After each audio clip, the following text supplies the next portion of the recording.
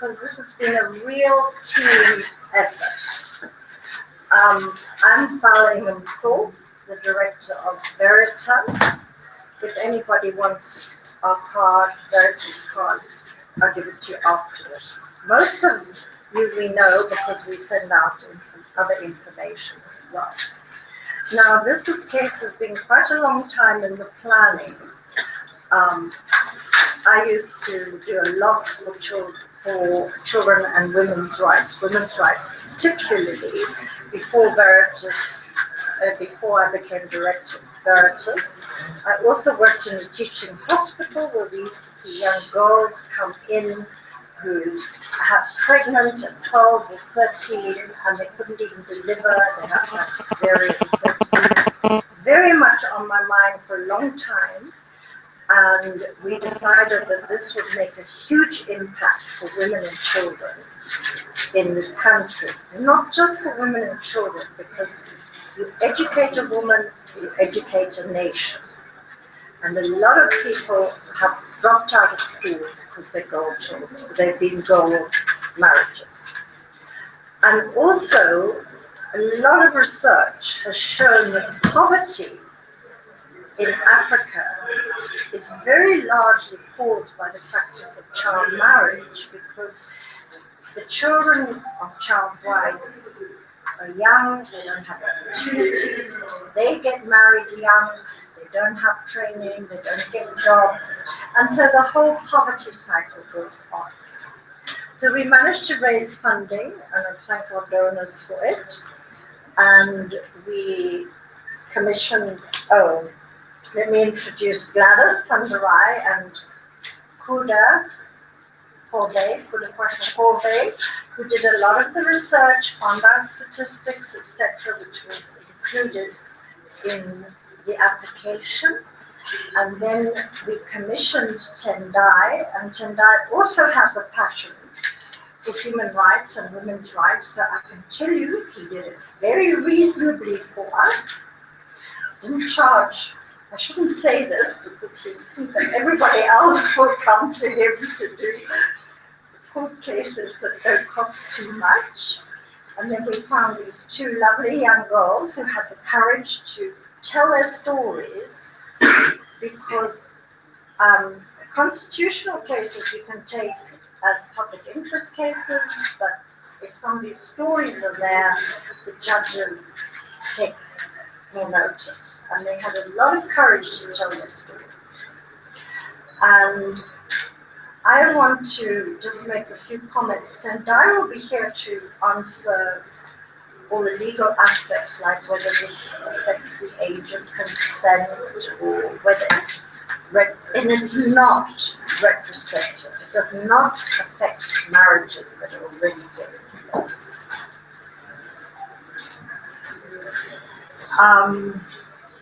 Welcome, Tendai.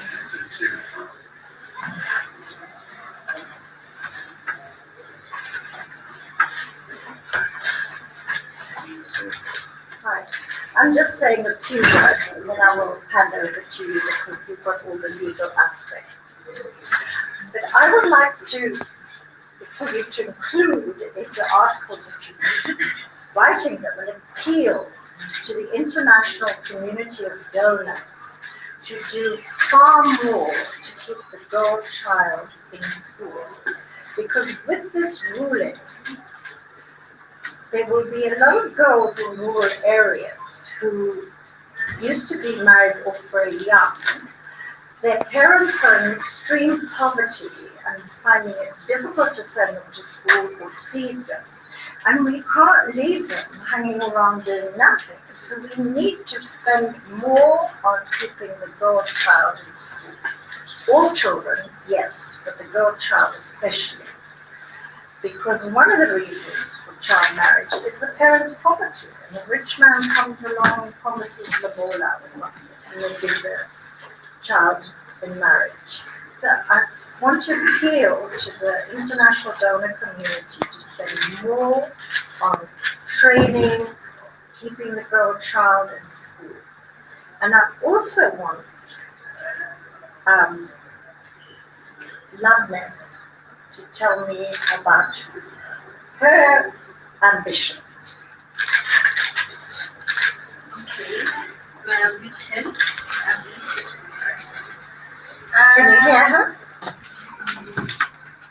I've always had a passion for language. Say that I'll do law and represent the girl children, the girl child. So obviously that's already I'm doing. And represent especially the orphans.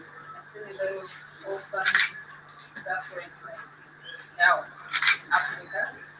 Or I'll do social work. Get into the community, understand how they are living, help them in any way. Has Mr. Beatty inspired you Yeah, in court? yeah. It's quite a good thing. But I would like to point out, I'll ask you in a minute, but I would like to point out that nobody has actually come forward to help these brave veterans. Nobody has offered them further education opportunities, financial help, anything. They both got married young. Loveness, you did the O-levels, didn't you? But she then dropped out. But she has ambitions for doing A-levels and going to university. As you said, she wants to be a lawyer, a social worker, first choice, a lawyer. But nobody has come forward to really help them. And I am appealing to, especially the big businesses here who have social responsibility programs, to come forward and help these two young girls. Now, would you like to tell me about, not me, the journalist, about your ambitions? My ambition, I would like to go back to school and be a nurse so that I would help other girls out there because they are being forced into marriage. I would like to stand for them like I am doing so that they will learn from me, from my mistakes, and be strong girls, and they will help the other generations that are coming. That is all.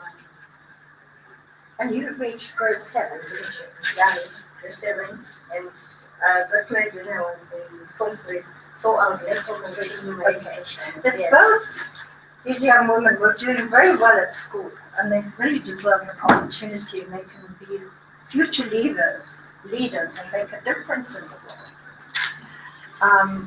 I think I've said enough. Our panel will answer questions. Do you have anything more to say to the?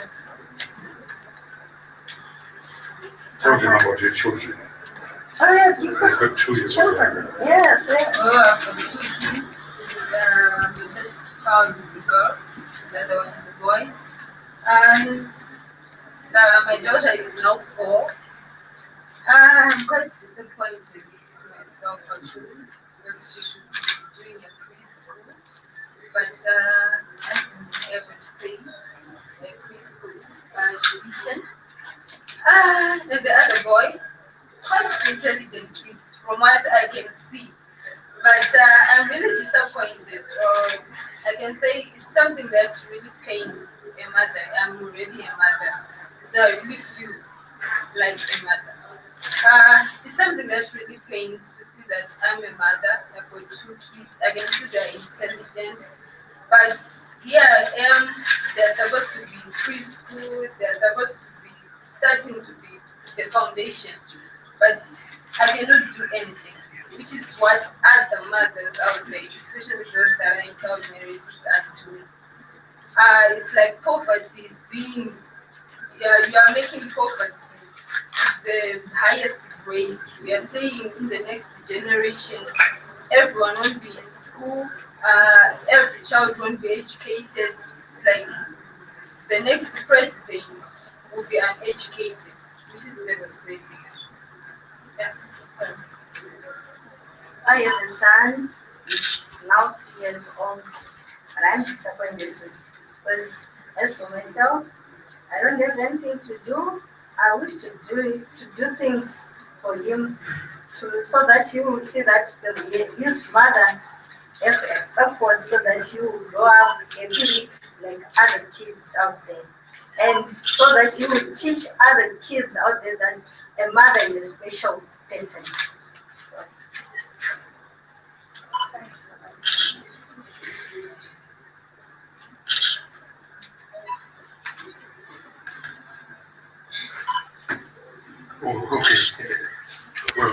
Good morning, ladies and gentlemen.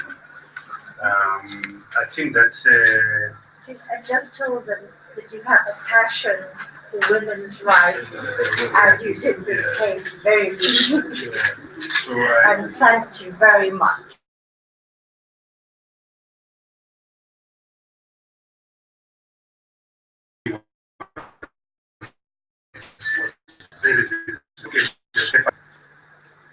we filed on behalf of Loveness in ruling. They will disclose that on a day-to-day basis, at least 25,000 young women are being married every single day. 25,000, and that's a huge number.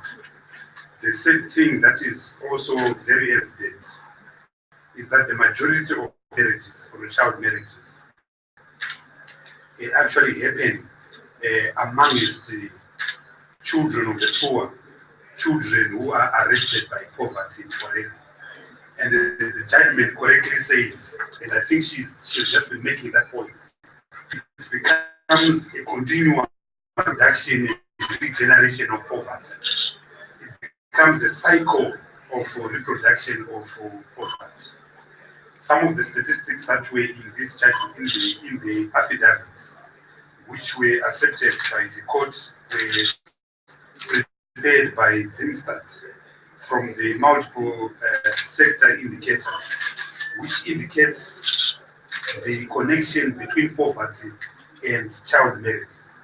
So you find that in places like Gokwe, where there is extreme poverty, 23% of women, by the time that they reach 19 years of age, they've got 2 children.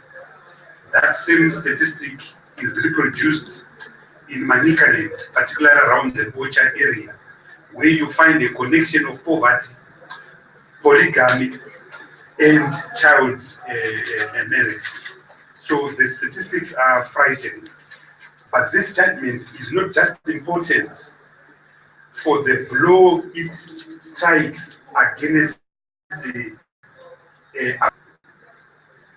for the blow it strikes in favor of protection of children, but in particular girl children. This judgment is extremely important for us in Zimbabwe, for human rights practitioners in Zimbabwe. The first thing that the judgment did was to define a very wide definition of local standard or access to the courts. For a long time, the states and the government have been arguing that only a person directly affected by an individual, by a case, can bring the same to the constitutional court. In the case of these girls, the state argued that, well, look, number one, they were already adults, they'd already given birth, they were already in these marriages, so they were no longer victims. They were past victims, but they were no longer victims. And the court says, no ways. Any person with an interest can bring a matter to court. The court also went to town about the definition of public interest. The state tried to argue that this was not a public interest litigation. And if you read the judgment, half the judgment is concerned on what public interest is, anything that affects an individual. And there's a passage in that judgment that says the state ought to know what it is doing, because it's powerful. The state is everywhere. The state is omnipotent. So I want to acknowledge the expansion of access to the Constitutional Court, which was defined in this judgment.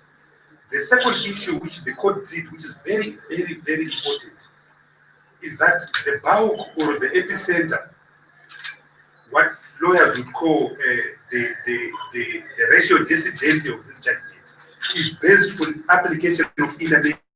The court made so many references to international conventions, CEDAW, for instance, which every woman would know here, the African Charter on Human Rights, and the definition of marriage and child marriage there, and then applied it to Section 78 of our Constitution. Now, that is very important for Zimbabweans and for the jurisprudence in our law, because what the court is saying is that any breach of the law, any allegation of breach on international standards, not what the government says, not what the ruling party says, not what the Attorney General says. The yardstick is going to be international law and international standards. And that's a very high standard. So what happens here, the court is saying the scrutiny will be, does it conform to international standards as codified in international law? So the codification of international law made in this judgment is something that human rights lawyers like myself, we will take pride in.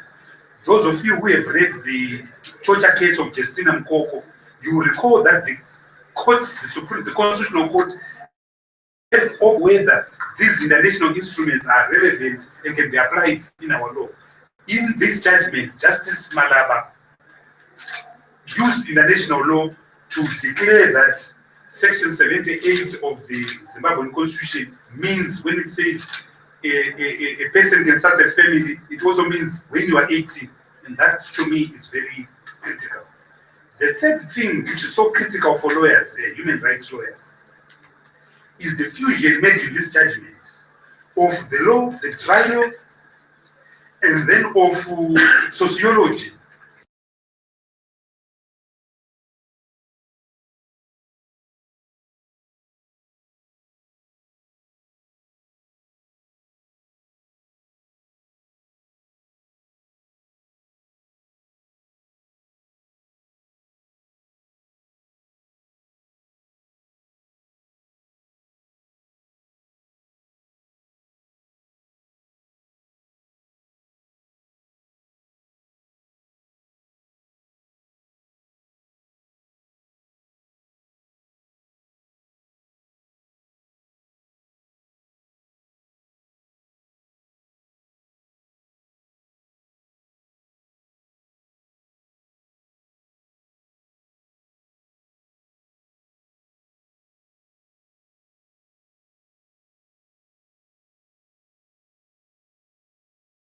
The law, pure law, and the psychological and sociological effects is excellent. Then thirdly, the economic aspect. We produced a lot of economic data. If you read the judgment, you will see that we relied a lot on the demographic health survey of 2011 and the multi-sector indicators produced by Zimstat in 2012. The courts again used the same. Number 4 is the court's use of academic opinion. You will find constant references to academic articles in this particular judgment. There's one particular one which they refer more than 3 or 4 times. And those articles are not written here, they are written all over. There's an article from Michigan Law Review and so forth. So that is critical in that the court are accepting that Zimbabwe is not a colony or an island. It will be subject to influences of other scholars elsewhere. So this judgment, apart from its important impact on women, on poverty and so forth, it is going to be key as an instrument to every constitutional lawyer who goes beyond in that court. We have been arguing in the court that this court must define its DNA. And in this case that was written yesterday, handed down yesterday, the court went a little bit to define their DNA. The court is still in its infancy, but they went a little bit to define their DNA. And we know from this judgment that number 1, they are going to adopt a progressive interpretation, a generous interpretation, one that favors human rights. Number 2, they are going to measure Zimbabwe not on the standard of its laws, but on international standards as codified in international instruments. Number 3, they are not going to make positivist decisions. What is the law? The law is 1 + 1 = 2. They are going to look at the social impact of a law, what American scholars would call realism. In other words, you look at everything, not just what a particular statute makes. I think the challenge right now is now on the legislature. The bench has done its job. It's now on the legislature to harmonize the current laws with the current judgment. So if you look at that judgment, for instance, it says, with effect from the 20th of January 2016, no person shall marry a person below the age of 18, whether in terms of customary law and so forth. That is not in our Criminal Codification Act. It's not a crime yet. So that judgment now has to be codified in the law, and that is critical.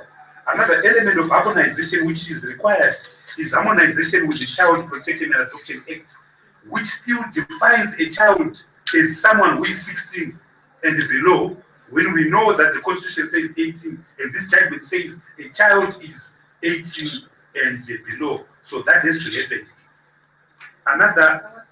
Another harmonization is the Criminal Codification Act. Many of you yesterday were asking about the age of consent, the age of criminal consent. You know that the age of criminal consent, if you are below the age of 7, you cannot commit a crime. If you are between the ages of 7 and 14, there's a rebuttable presumption that you can commit an offense. If you are 14 and above, you can commit an offense. There has to be harmonization. Then, of course, Section 65, the provision dealing with rape, again, there has to be harmonization, and this is the function of the legislature. But beyond what Parliament can do, there has to be education. There has to be education in communities about this judgment, and I hope that the civic society that is here can use these girls. They're very articulate. They've gone through much suffering. You can read their affidavits, and I hope that they can be sent out to schools to speak about their own ordeals. But the bottom line is that there has to be education around these issues and this judgment in particular. Lastly, of course,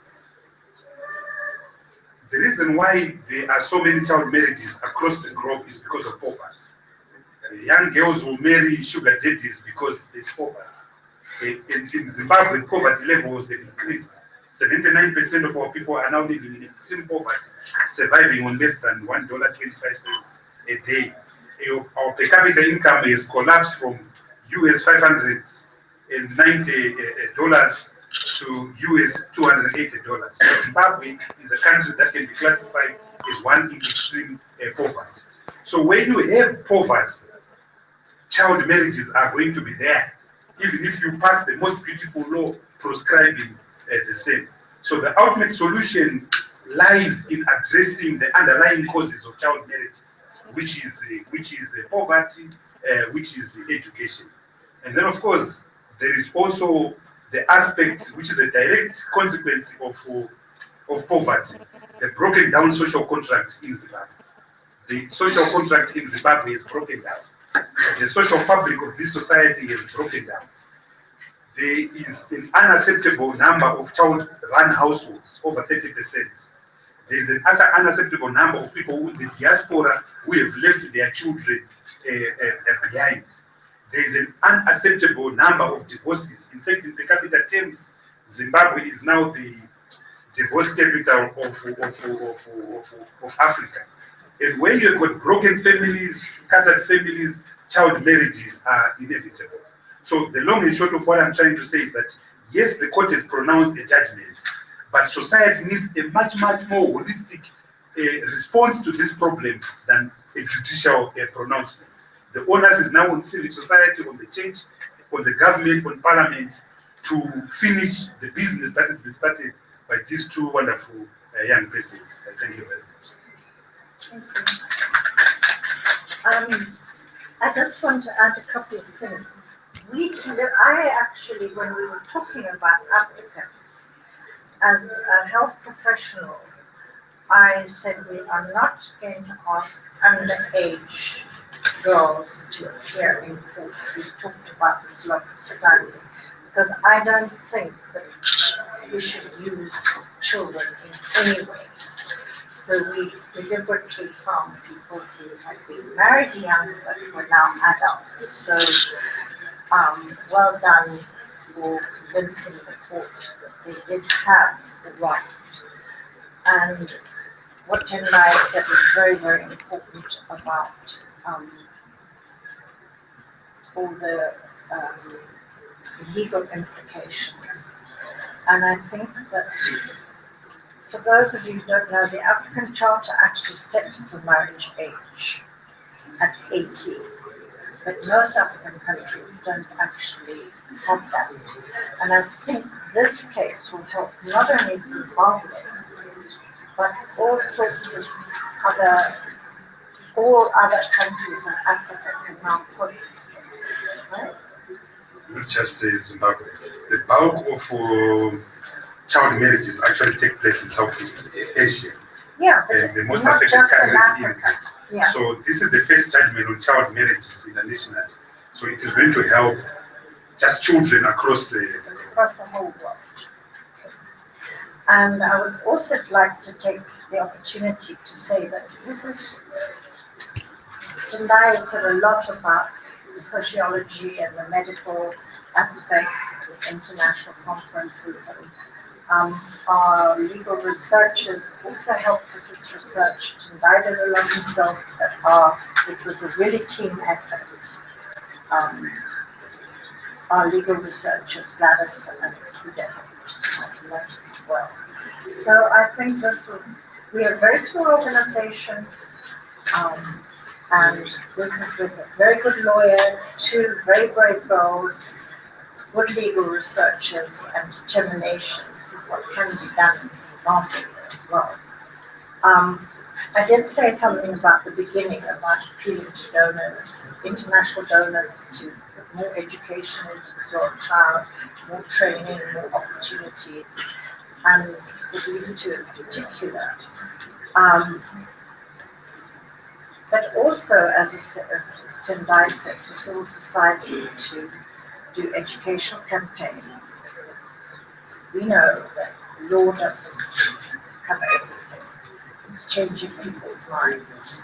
And one aspect which we didn't bring out, we were talking about before, it's not just the woman, the girl that chooses to marry a sugar daddy. Very often it's not the sugar daddy. But very often the parents are so desperate because they have too many children to feed, they have no money, their husband is away and not sending money, that if an older man comes and offers lobola, they see it as almost salvation. Is that right? Yeah. And the other bad thing that has happened is that when girls, very young girls sometimes, have been raped, we saw it in the hospitals, and first of all, an auntie or mother would report the rape. Then the man comes forward and offers to pay lobola to get out of court. He doesn't love that girl, he's raped her. Just to escape the court hearing, he pays a bit of compensation, lobola. But that girl is especially badly treated because he did it, married her just to get out of trouble. And those children have been very, very badly treated. So we are hoping that at least it will put an end to that. I think the press should have an opportunity to ask questions. Are you prepared to field questions? Yeah. Have you anything to say, Kuda? Kuda's so busy tweeting. Have you? It's just something real quick. I mean, it's just reiterating what Tendai was saying about it being a brilliant judgment.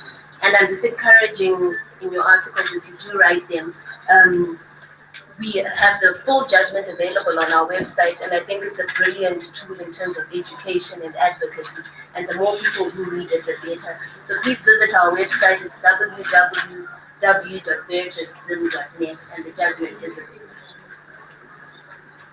And all the court papers, including their stories, everything is up on the website.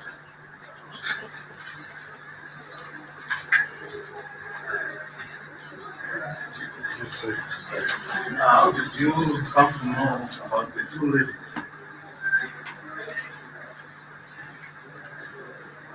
These 2, in terms of representation, how did they know about you, or how did you know about it? Well,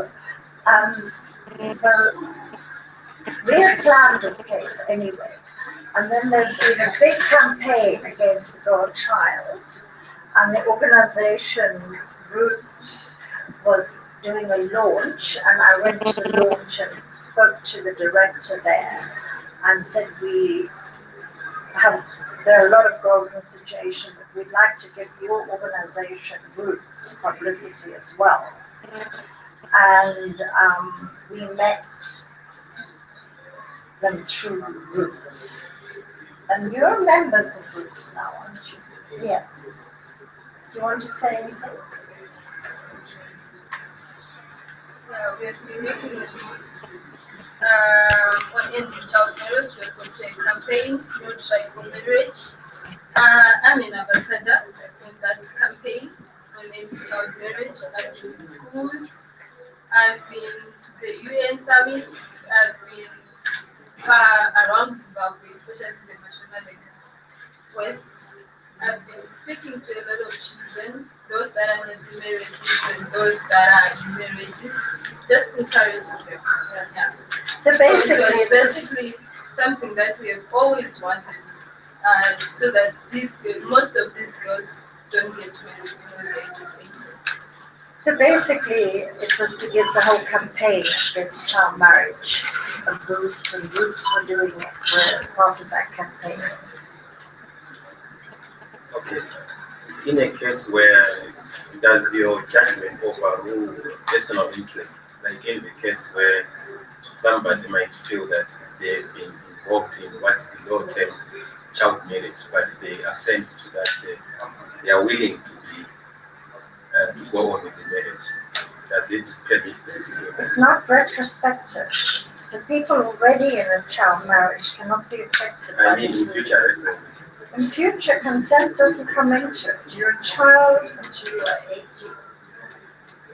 So it disregards the right of choice.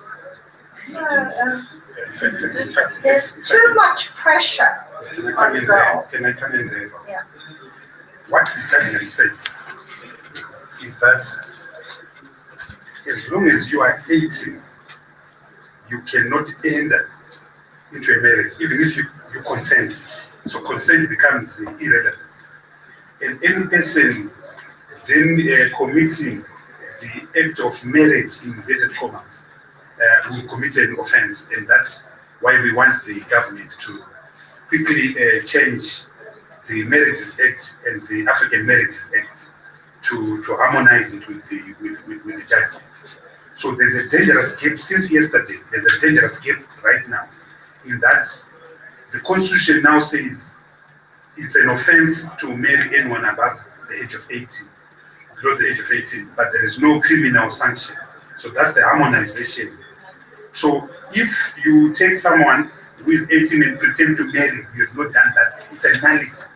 And it's not claimed by the age of consent.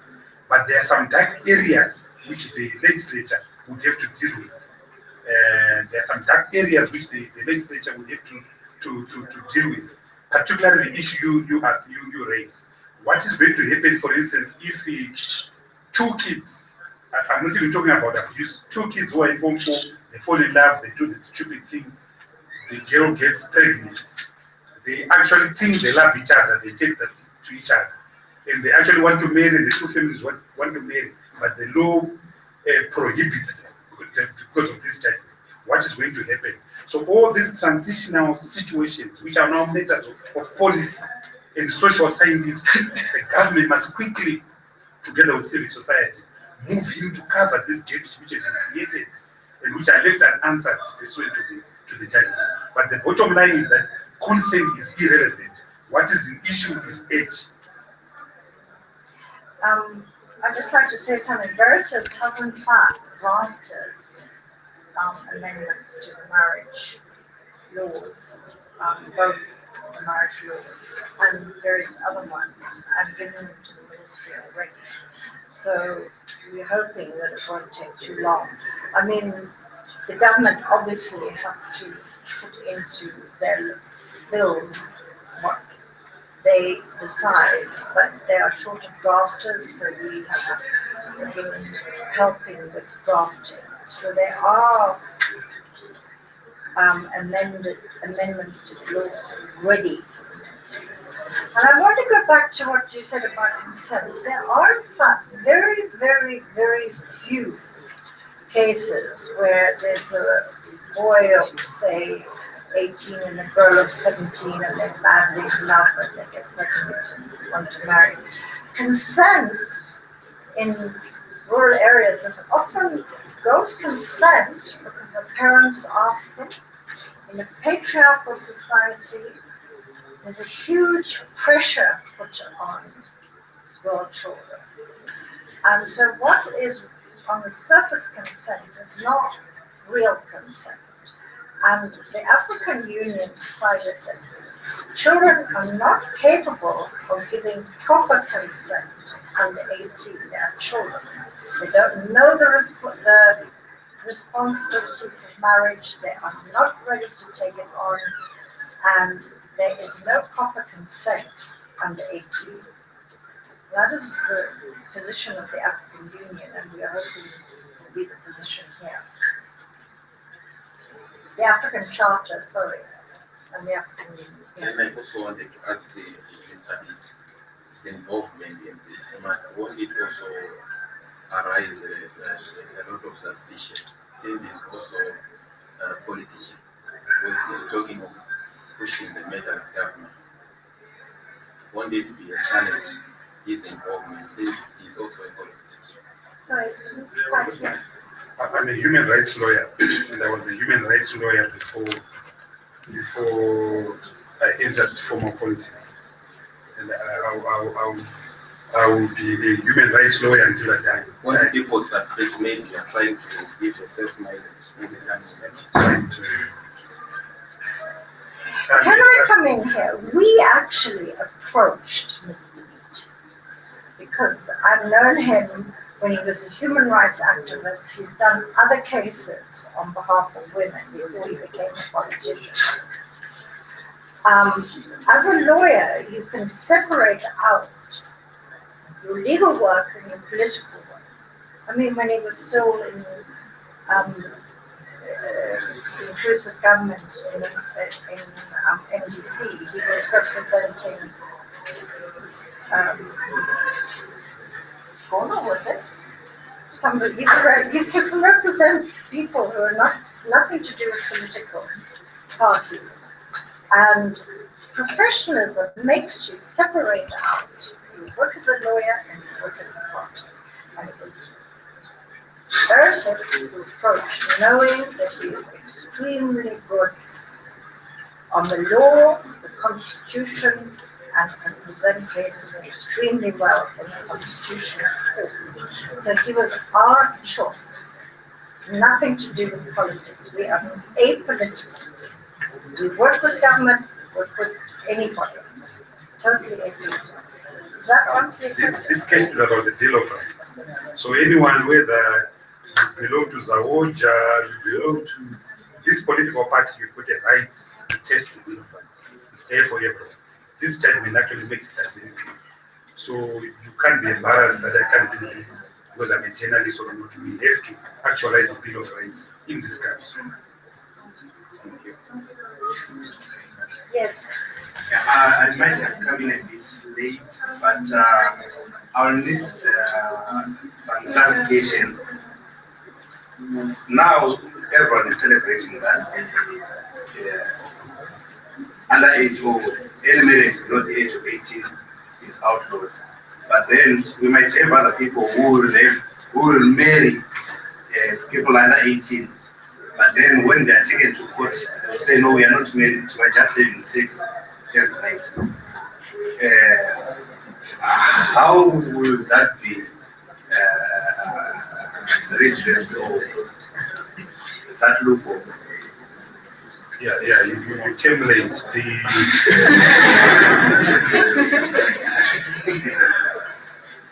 What was before the courts was the issue of defining what a child is. What was before the court was the issue of defining what the minimum age of marriage should be. They were arguing that the minimum age for marriage should be adulthood. If you are a child, that is to say 18 and below, you cannot be married. And that is what the court decided on. A child can't be married. A child can't bear the burden of running a family. That is what the court dealt with.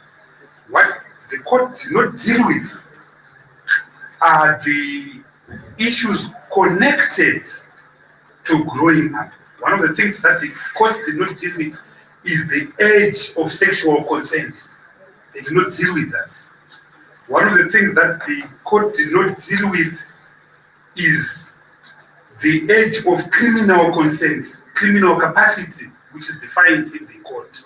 And so what we said before you came is that these gaps now, these lacunae, it's now for the legislature, it's now for parliament to now rationalize, to now harmonize this judgment with the Marriages Act, the African Marriages Act, the Criminal Codification Act, the Criminal Procedure and Evidence Act, all these things, and the Child and Adoption Act, all these things need to be harmonized. What the court did yesterday was to challenge the government. You people are not doing your job. You people are not doing your job. Do your job. We have done our job, which is to pronounce the law. And they did it in a very brazen manner to criminalize something when in fact there is no act that can criminalize it. So they put the ball squarely in the big office of Emerson Mnangagwa to say, act, you are the Minister of Justice. So we hope that the government are going to act, because there are now so many gaps now created as a consequence of this very bold decision by the Constitutional Court.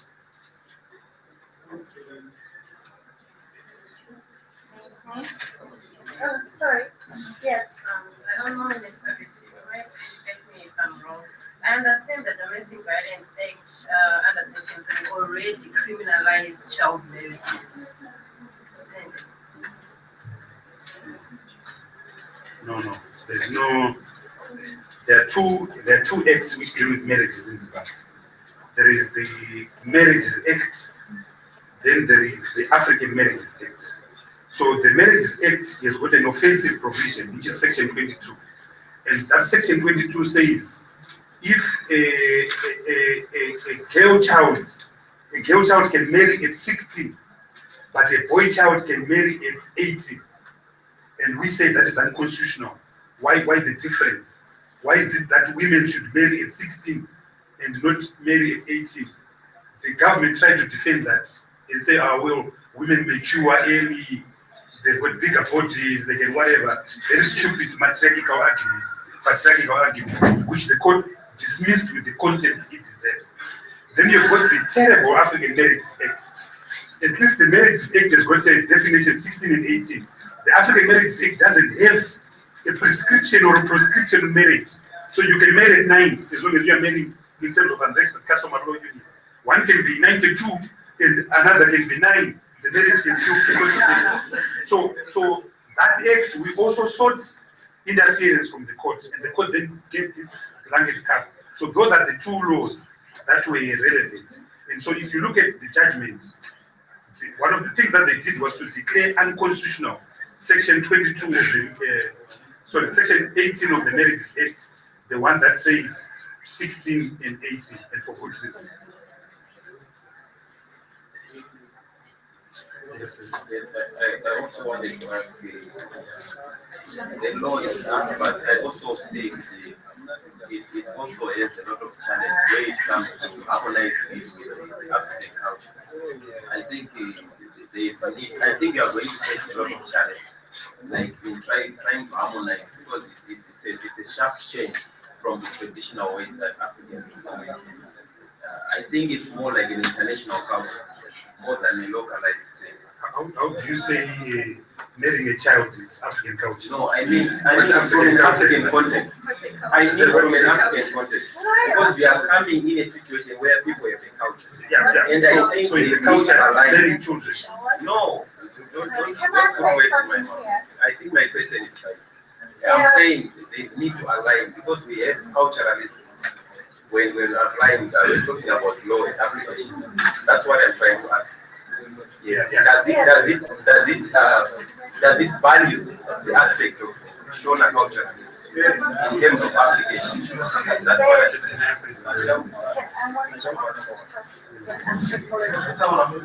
There is nothing in African culture that really promoted those very young marriages. If you look at You No, know, I'm I asking studied. from the context of this Yeah, question, no, which is no, like okay, 16 but and all I'm 18. saying is, you know, people misinterpret African culture. African culture has been changed, and poverty has put huge pressure on what was the traditional ways to change them. Many chiefs, traditional leaders, have come out against child marriage and said it was not the culture that we are trying to preserve.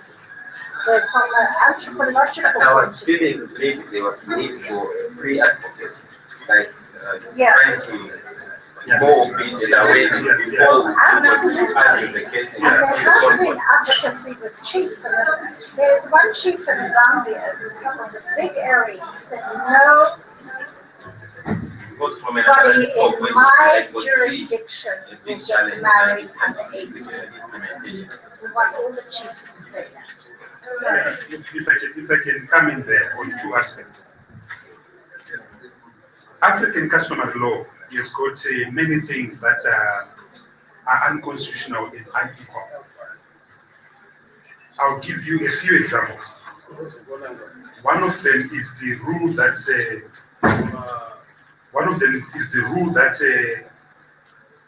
a female cannot inherit from his father's estate. One of them is the concept of lobola, the idea that an individual can be commodified and the purchase price levied.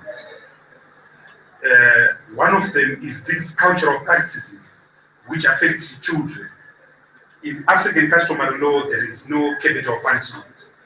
So if you kill another person, the traditional compensation is that the family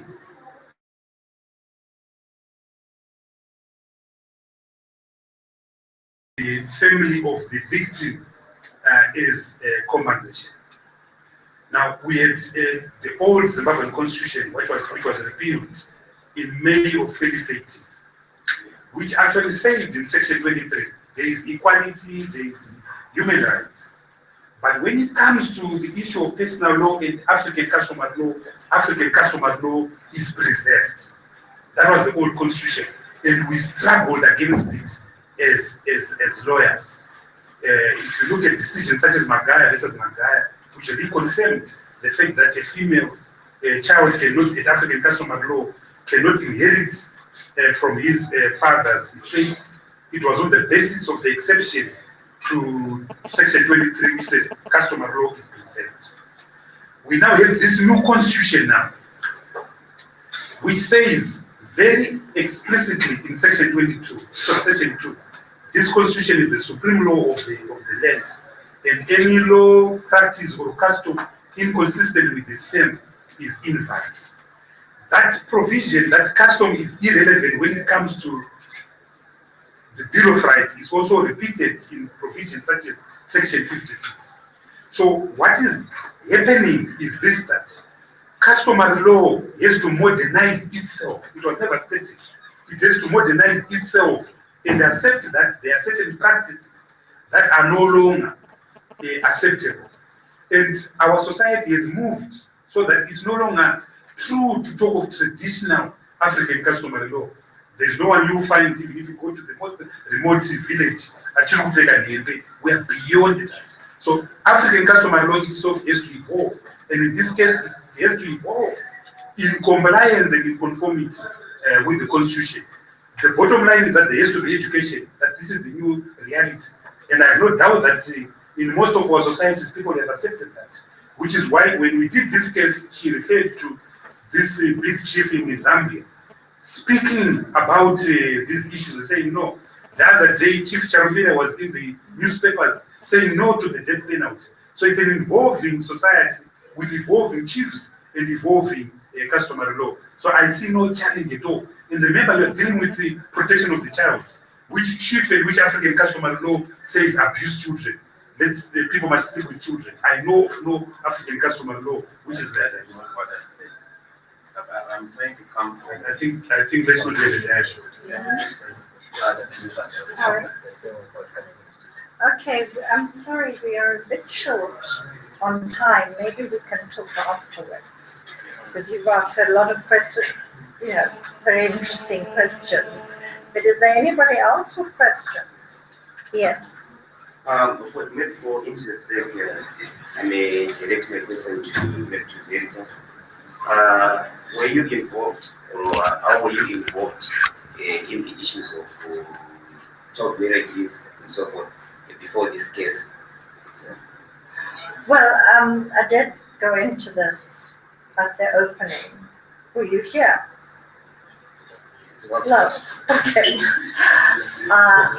Personally, as director of Veritas, I've been working on women and children's rights for many, many, many, many years. When Zimbabwe was first set up, I held a position for women and children's rights. I've been teaching at the big teaching hospitals where I did work on rape, child abuse, all sorts of things. So personally, and I was at the Beijing, both the NGO conference and at the UN conference, giving in papers on women and children's rights. So personally, I have worked on them for a very, very long time. Veritas has always also worked on, we analyze legislation to make sure that it gives gender equality and women's rights. So it's one of our mission statements. And we used to run a thing called Women's Rights Watch, which we got a bit short-staffed and we're not doing, but we're hoping to resurrect. So both myself and Veritas have always had a passion, and our young lawyers have done courses in gender mainstreaming, all sorts of things. So we are very gender equal. We have no discrimination. We gender equal employees, and we all have a passion for women's rights. And this is why we chose Mr. Beatty, because he also has a passion for women's rights. I believe he did the Dongle case, so women can put children onto their passports, not just the man. So, I'm getting old. I have a lifetime of working for women's rights. Does that answer your question? Does that answer you? Yeah. Or maybe lastly. And we also have a passion for the Constitution. Those of you who get our stuff, we follow the whole Constitution making process. We have been sending out bulletins on which laws need aligning. We have been lobbying the ministry. We're working with the Ministry of Justice to try and get laws aligned with the Constitution. So that is another passion of Veritas, constitutions. Because we won't have equality, gender equality, equality of natural resources, we won't deal with poverty, etc., as long as we don't keep our Constitution and rights are not afforded to everybody. We all have rights. We have right to the wealth of the country to be equally distributed. Rights to gender equality, rights to education, rights to childhood. Everybody has rights. And until we implement those rights, we will not be.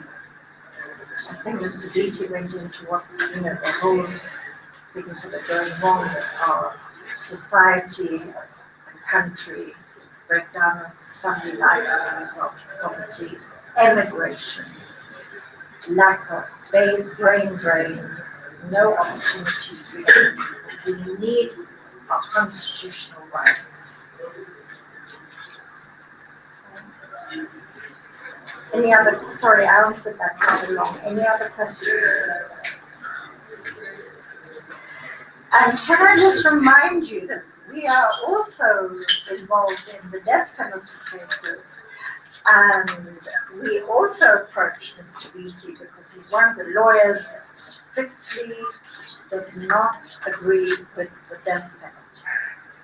And nor do we, because the right to life is absolute. So please come to court next Wednesday, because there are two. It's next Wednesday. Next Wednesday, yeah, because there are two cases against the death penalty. So as well as women's rights, we also have a passion for the right to life. Not saying that murderers shouldn't be imprisoned, but execution degrades the whole society. Yes, thank you. Thank you, Mr. Beatty.